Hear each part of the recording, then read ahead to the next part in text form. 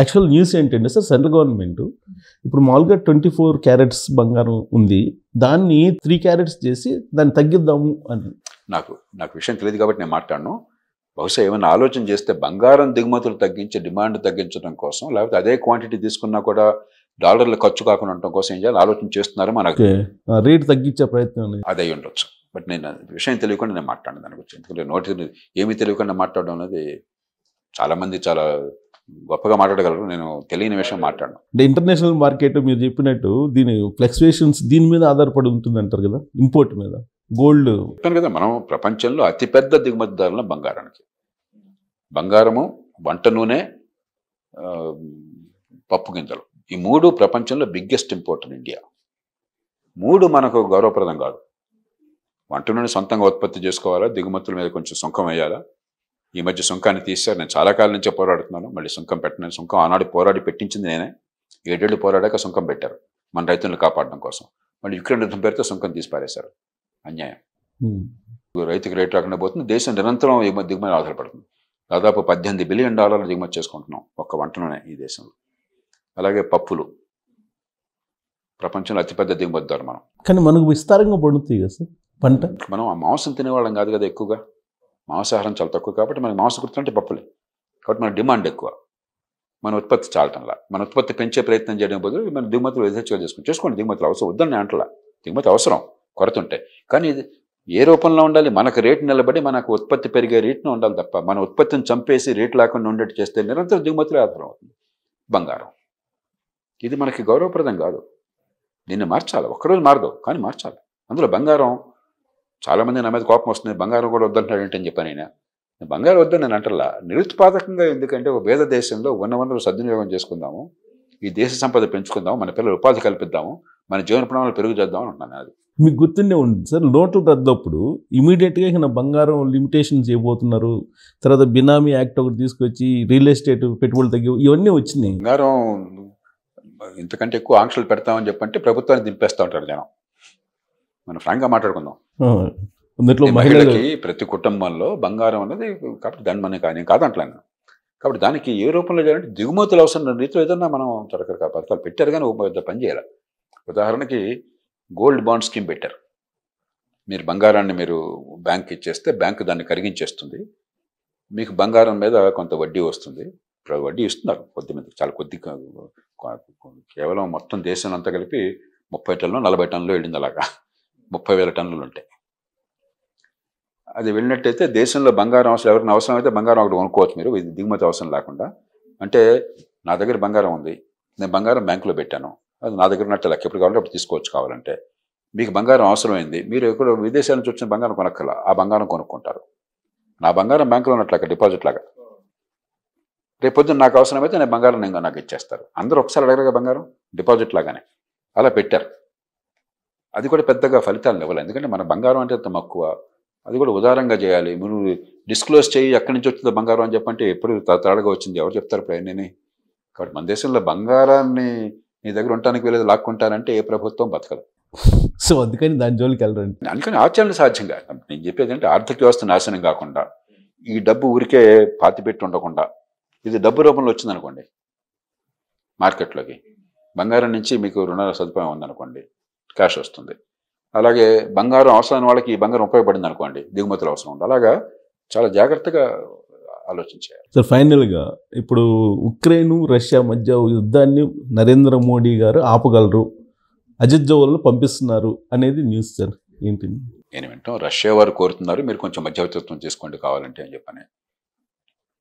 అక్కడ ఎవరు మధ్యవర్తిత్వం ఉన్నా కూడా పరిస్థితులు, 2 దేశాలు కూడా ఇక ఇంతకంటే యుద్ధం చేస్తే మాకు లాభం కంటే నష్టమే ఎక్కువ అని అలిసిపోవాలి, సంధికి సిద్ధం కావాలి. అప్పుడు ఎవరన్నా కూర్చుని మనం ఏర్పాటు చేయగలం. రష్యానేమో అక్రమంగా పోయి యుక్రెయిన్ ఆక్రమిస్తానంటుంది. యుక్రెయిన్ వాళ్ళు మా భూభాగం ఆక్రమిస్తే మేము ఎందుకు ఒప్పుకుంటాం అంటున్నారు. ధర్మమే కదా అది. అలాగని రష్యాను తేలిగ్గా ఓడించే శక్తి యుక్రెయిన్కి లేదు. ఇంతన్నా కూడా అప్పటికే యుక్రెయిన్ పౌరులు అసాధారణమైనటువంటి పౌరుషాన్ని, ధైర్యాన్ని ప్రదర్శిస్తున్నారు, త్యాగాన్ని. అంత పెద్ద దేశాన్ని, అణ్వాయుధాలు కూడా ఉన్న దేశాన్ని, అంత ఆర్థిక శక్తి ఉన్న దేశాన్ని యుక్రెయిన్తో పోలిస్తే రష్యా 30 రెట్లు పెద్దది, 30 రెట్లు భూభాగంలో పెద్దది. మరి జనాభా రీత్యా 4 రెట్లు పెద్దది. సహజ వనరుల్లో ప్రపంచంలో రష్యాను మించిన దేశం లేదు. దాన్ని తట్టుకుంటారంటే చాలా గొప్ప విషయం. అది ఎవరు ఊహించరు. వారం రోజుల్లో పోతారు అనుకున్నారు. కాబట్టి ఇది సరే, మనందరం మన తల కస్తే మాట సాయం చేస్తాం. కొంచెం ఎందుకయ్యా ఇది ఏదో నష్టపోతున్నారు, కొంచెం ఏదో మధ్య మార్గం అన్వేషించండి మన మాట చెప్తాం. కానీ మన మాటల వల్ల జరుగుతుందని చెప్పి అనుకోబోకండి. మన చేతనే పని చేద్దాం. ముందు మన దేశం సంగతి మనం చూసుకుందాం. అజిత్ దోవల్ని పంపించడం అనేది ఆ రెండింటిపై సంధి కుదర్చడానికే అనేది. దేశాల మధ్య చాలా సంబంధాలు ఉంటాయి, వివిధ రూపాల్లో ఉంటాయి, రకరకాలుగా. ఆ సంబంధాలు, అందులో భారతదేశం పెద్ద దేశం కాబట్టి, మనం చిన్న దేశం కదా, 18% ప్రపంచ జనాభా ఉంది, ఆర్థికంగా ఎదుగుతున్నాం. కాబట్టి వీటిల్లో మనం మరీ మౌనంగా ప్యాసివ్గా ఉండలేం. కాబట్టి మన చేతనంత మనం చేస్తుంటాం. కానీ మనం కూడా మన పరిస్థితి గమనించి అదుపులో ఉంటే మనకు గౌరవం. కానీ ప్రపంచ దేశాలు కూడా మనకే సాధ్యం అనేది ఒక అభిప్రాయం వ్యక్తం చేస్తున్నారు కదా, అమెరికా లాంటి కంట్రీస్ కూడా. అమెరికా అందా మాట అక్కడ ఉండే అంటే నరేంద్ర మోడీ వెళ్ళారు రష్యా అంటే వాళ్ళలో కొంతమందికి మన మీద కోపం ఉంది.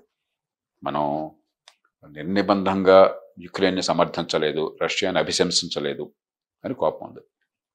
మనం తీసుకున్నటువంటి వ్యూహాత్మకమైన స్టాండ్ మన దేశ ప్రయోజనాలకు మంచిది, ప్రపంచానికి కూడా మంచిది. ఎందుకంటే రష్యా చేసింది చాలా తప్పు, దానిలో అనుమానం లేదు.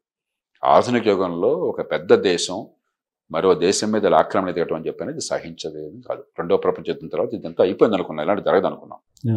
రష్యా చేసింది ఏ రకంగానూ క్షమార్హం కాదు. కానీ ఆ పేరుతో రష్యా మీద ఆంక్షలు అని చెప్పని, రష్యా ప్రపంచంలో అతిపెద్ద ఆయిల్ ఉత్పత్తిదారులో ఒక దేశం. రష్యా నుంచి వచ్చే ఆయిల్ గ్యాస్ అంతా ప్రపంచానికి అందకుండా చేయాలంటే నష్టపోయేది ప్రపంచం మొత్తం. మొహమ్మద్ కోపంతో ముక్కును కోసుకున్నట్టు అవుతుంది. భారతదేశానికి చైనాకే కాదు, ప్రపంచం మొత్తానికి ఆయిల్ ప్రైస్లు 3 రెట్లు పెరిగాయి. ప్రపంచ ఆర్థిక వ్యవస్థ నాశనం అయిపోయేది. ఎప్పుడైతే భారత్, చైనా, రష్యా నుంచి ఆయిల్ కొనటం మొదలెట్టినాయో ప్రపంచ ఆయిల్ మార్కెట్ అదుపులోకి వచ్చింది. మనం ఒక రకంగా ప్రపంచ ఆర్థిక వ్యవస్థను కాపాడాం, మనం కాపాడుకున్నాం. పాశ్చాత్య దేశాల కోపంతో, కసితో రష్యాను దెబ్బగొట్టాలంటున్నారు. కానీ రష్యా ఆయిల్ లేకపోయినట్టయితే ఏమవుతుంది ప్రపంచం అని ఆలోచించాలి వాళ్ళు పెద్దగా. కాబట్టి అక్కడ మన స్టాండ్ కరెక్ట్. రష్యాతో మనకున్నటువంటి వ్యూహాత్మక సంబంధాల వల్ల ఇది తప్పు అని చెప్పి అన్నా కూడా మనం ఎక్కువగా గొంతెత్తల. సో పరిధి దాటకుండా అది కరెక్ట్, మన ప్రయోజనాలు వచ్చి అది కరెక్ట్. అది ముందు ఆపద్ధర్మం కావాలి కదా, మన దేశాన్ని మనం కాపాడుకోవాలి కదా, మన ప్రజలు మనం అంత గొప్పవాళ్ళం కాదు కదా, ఇతరులను కాపాడేంత గొప్పవాళ్ళం కాదు కదా, మన ప్రయోజనాలు మనం కాపాడుకోవాలి.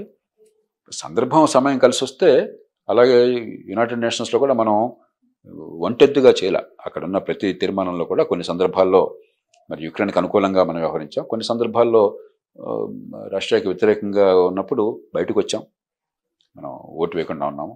అంతేగాని కళ్ళు మూసుకుని మనం మద్దతు ఇవ్వాలి. కాబట్టి మనం చేసింది విదేశ దౌత్య నీచరీత్యా సరైనటువంటిది, మన దేశ ప్రజలను కాపాడడం విషయంలో సరైనటువంటిది. అంతకుమించి పెద్దగా మనకు పాత్ర ఉండకపోవచ్చు. సార్ దీని కంటిన్యూషన్ ఏంటంటే సార్, రష్యా యుక్రెయిన్ యుద్ధము, మరోవైపు ఏమో ఇజ్రాయెల్ హమాస్ది, ఇంకొక వైపు బంగ్లాదేశ్, పక్కనే ఉన్న బంగ్లాదేశ్ పరిస్థితి, ఇదన్నిటిని ఉదహరిస్తూ మన శాంతి యుద్ధానికి రెడీ కావాలి, యుద్ధానికి ఎప్పుడైనా రెడీ కావాలని త్రివిధ దళాలను ఉద్దేశించి రాజ్నాథ్ సింగ్ గారు 2 days బ్యాక్ ఒక కామెంట్ చేశారు. ఏంటి సార్, యుద్ధం కోసమేనా? ఈ సంవత్సరం వార్షిక సమావేశాలు జరుగుతాయి. త్రివిధ పదార్థ దళాలు, త్రివిధ దళాల అధిపతులు వాళ్ళతో. సహజంగానే ఏ రాజకీయ నాయకుడు ఏం చెప్తారు, ఒక సంక్షోభభరితమైన ప్రపంచంలో ఉన్నాం, ఏనాడు ఎలాంటి సమస్య వస్తుందో మనకు తెలియదు, కాబట్టి నిరంతరం సన్నద్ధంగా ఉండాలి. అందుకోసం డిఫెన్స్ బడ్జెట్ అంతకుమించి ఎక్కువగా లెక్కలేయడానికి లేదు. అంతేకాని యుద్ధం వచ్చేస్తుంది మనం యుద్ధానికి అడిగాను, మనం రక్షక దళాల బాధ్యత అది. ఏనాడు ఏ సమస్య వస్తుందో మనం చెప్పలేం. ప్రపంచంలో జరుగుతున్న సమస్యలన్నీ కూడా అర్థం చేసుకోవటం, ఆ సమస్యల ప్రభావం మన దేశం మీదే ఉంటుంది. భద్రతా విషయంలో మనకి ఏ రకమైనటువంటి సమస్యలు ఎదురయ్యే అవకాశం ఉన్నది, దానికి ఏ రకంగా ఉడుపుగా ముందుగానే వ్యూహం వేసుకుని దాన్ని ఎదుర్కోవాలి, అది పనే. అది ఆ పని ఆ మాట చెప్పారు. కానీ అది పిఓకే గురించి మాట్లాడుతున్నారు సార్, 2-3 days నుంచి వరుసగా మాట్లాడుతున్నారు. అంటే ఇప్పుడు ఈ మాట మొట్టమొదటిసారి అంటాం కాదు, విదేశాంగ మంత్రి గారు కూడా, జయశంకర్ గారు కూడా గతంలో 2-3 సార్లు అన్నాడు, అన్ఫినిష్డ్ ఎజెండా ఏమన్నా ఉంటే భారత్ పాక్ దేశ విభజనలో పాకిస్తాన్ ఆక్యుపైడ్ కాశ్మీర్ విషయంలో అన్నది కరెక్టే కదా. సూత్రరీత్యా మనం ఎప్పుడు చెప్తుంది, భారతదేశం ఎప్పుడు ఏమన్నది, భారత పార్లమెంట్ కానీ ప్రభుత్వం కానీ ఏమన్నది, కాశ్మీర్ భారత భూభాగము, కాశ్మీర్ మహారాజు భారతదేశ విలీనానికి అంగీకరించి ఇన్స్ట్రుమెంట్ ఆఫ్ యాక్సెషన్ సంతకం పెట్టారు. అక్రమంగా చొరబాటుదారుల పేరుతో పాకిస్తాన్ సైన్యం ప్రవేశించి కొంత భాగాన్ని తీసుకుంది. మేము అమాయకంగా ఆనాడు మేమంతా కూడా మన ప్రస్తుతం మన ఆధీనంలో ఉన్న కాశ్మీర్ మొత్తాన్ని కూడా మేము తిరిగి తీసుకోగలిగి మిగతా తీసుకోకుండా మేము వదిలేసాం, పొరపాటు చేసాం. కానీ అది కాశ్మీర్లో భాగం. జమ్మూ కాశ్మీర్ భాగం కదా, అది జమ్మూ కాశ్మీర్ రాజ్యంలో భాగం కదా. జమ్మూ కాశ్మీర్ రాజ్యం భారతదేశం విలీనమైంది కదా. రాజ్యం అంటే ఆ మొత్తం రాజ్యం కదా. తర్వాత వచ్చిన సరిహద్దు రేఖ కాదు కదా, వాస్తవాధీన రేఖ కాదు కదా, సరిహద్దు కాదు, వాస్తవాధీన రేఖ. కాబట్టి అది మనదే అన్నది అప్పటికిప్పటికీ న్యాయ సూత్రాల రీత్యా కరెక్ట్ అది. కాకపోతే మనం సరే తర్వాత చూద్దాం పక్కన పెట్టాం. ఇప్పుడు వివిధ కారణాల వల్ల గుర్తు చేస్తున్నారు ఎప్పటికైనా ఇది మాది. అందులో పాకిస్తాన్ సంక్షోభంలో ఉన్నది. ఆక్రమిత కాశ్మీర్లో కొంచెం వ్యతిరేకత ప్రబలుతోంది పాకిస్తాన్ మీద. వెళుతుంటే మనకు ఉపయోగం ఉంది. బతుకులు బాగుపడలేదు, ఆర్థికంగా బాగోలేదు, కనీసం జోగీజో రాసుకుంటే బూడిదగా రాలేదు. భారతదేశం కాస్త ఉన్నంతలో పరిస్థితి బాగుపడుతుంది, ఆర్థికంగా పెరుగుతుంది చెప్పిన విశ్వాసం అన్నది. కాబట్టి దాన్ని ఉపయోగించి ఇది ఒక సైకలాజికల్ వార్. సైకలాజికల్ వార్ అయినా సార్, లేదంటే ఎలక్షన్స్ దృష్టిలో పెట్టుకున్నాం జమ్మూ కాశ్మీర్ ఎలక్షన్స్. ఇప్పుడు ఎవరి మనసులో ఏముందో మనం చెప్పగలం. డెఫినెట్గా సైకలాజికల్ వార్, అది తప్పేం కాదు. అది మన దేశం ఏం చెప్తుందో దాన్ని ప్రకటిస్తున్నారు. జమ్మూ కాశ్మీర్ భారతదేశంలో అంతర్భాగము. జమ్మూ కాశ్మీర్ అనగా మొత్తం జమ్మూ కాశ్మీరు అది కాదు. అందుకని మన మ్యాప్లో ఏముంటుంది, మన మ్యాప్లో మన ఆక్రమణలో ఉన్న జమ్మూ కాశ్మీర్ ఉండదు. కాబట్టి మన మ్యాప్లో ఉంది అని చెప్తున్నారు, ఇది మాది అని చెప్తున్నారు. మీరంతా మా వాళ్ళు అని చెప్తున్నారు. మీరంతా ఎదురు తిరగండాయా, మీరు నిలబడి ఉండాయా, మనలో కలిసిపోదాం అంటున్నారు. జరుగుతుందో లేదో చూద్దాం, కానీ వాదన కరెక్టే కదా. రీసెంట్గా వాళ్ళు ఇస్తున్న స్టేట్మెంట్స్, ఈవెన్ నరేంద్ర మోడీ గారు ఇస్తున్న స్టేట్మెంట్, ఇవన్నీ చూస్తే కనుక పీఓకే కోసం పాకిస్తాన్తో యుద్ధం ఏమన్నా ఛాన్సెస్ ఉన్నాయా అనేది చూద్దాం. ఇప్పుడు మనం పోయి యుద్ధం చేయటం అనే దానికంటే అక్కడ నిజంగా ఆక్రమిత కాశ్మీర్లో కనుక ప్రజలు పాకిస్తాన్తో తెగదెంపులు చేసుకుని ఈ జమ్మూ కాశ్మీర్ మొత్తంలో అంతర్భాగంగా ఉంటా బాగుందని చెప్పిన భావన కలిగింది అనుకోండి, అప్పుడు పరిస్థితులు వేరు. అంతేగాని మనం పోయి మనంతటా మనం కవింపు అలా ఉండదు. ఇప్పుడు ఇవన్నీ కూడా సైకలాజికల్ వారు ఏంటంటే అక్కడ ప్రజలు కనుక కదలికి వచ్చి దుర్భరమైన జీవితం అనుభవిస్తున్నాం, ఇక్కడ మన పట్టించుకున్న నాథుడు లేడు, ఇలా కాదు ఒక పెద్ద దేశంలో భాగంగా ఉందాం మనం అని చెప్పిన భావం కలిగింది అనుకోండి, అప్పుడు పరిస్థితులు వేరు. 370 రద్దు తర్వాత వాళ్ళు ఇక్కడ రావడానికి ఇంట్రెస్ట్గా ఉన్నారు అనేది గవర్నమెంట్ చెప్తుంది సార్, దాంట్లో నిజమేనా తెలియదు. మరి ఇప్పుడు వాళ్ళకి నిఘా విభాగాలు ఉంటాయి, ఇంటెలిజెన్స్ అసెస్మెంట్ ఉంటుంది, అది నాకు తెలియనప్పుడు మనకు తెలియదు. Thank you sir.